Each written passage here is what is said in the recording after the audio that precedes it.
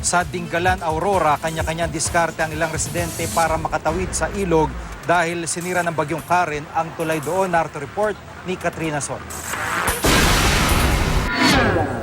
Kahit umuulan kahapon, agad na sinimula ng pag-aayos ng detour na ito rito sa Dingalan sa Aurora.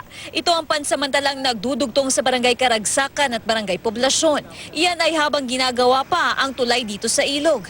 Pansamantala nila itinigil ang pag-aayos nito kahapon dahil may kalakasan pa raw ang daloy ng tubig at ang ilan sa mga itinatabo nila rito ay inaanod din.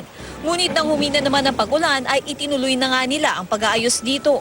Minamadali nga raw nila ito para may madaanan ng mga motorista na papasok at palabas dito sa bayan ng Dingalan. Ang mga residente naman dito kanya-kanyang paraan na muna para makatawid. May ilang sumusuong sa rumaragasang tubig, makatawid lamang.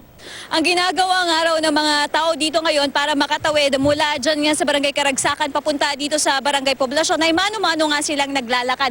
Kung makikita nyo, dadaan muna sila doon sa gilid dahil doon medyo mababaw daw yung tubig. Tatawid sila hanggang makarating nga dito sa Barangay Poblasyon. Ang ilan naman ay sumakay na sa backhoe at pati na sa payloader. Karamihan daw kasi ilang araw nang stranded at hindi makauwi sa kanilang mga bahay mula nang sila ay lumikas dahil sa bagyong Karen. Ang iba naman kailangang pumasok sa kanilang mga trabaho. Yung pamilya po namin sinigurado sa magandang lugar kaya umalis kami sa aming bahay. Hindi na kami makabalik, mahirap nang tumawid eh.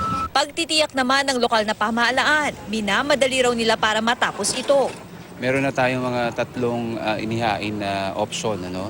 Gumamit ng lumang container van, mas malaking imbornal, at pangatlo yung PVC steel pipes po ng mga malalaki na pagpatong-patungin nila. Kasi pangmadalian lang to para lang makalabas yung ating mga pangangailangan dito sa bayan ng Dingalan.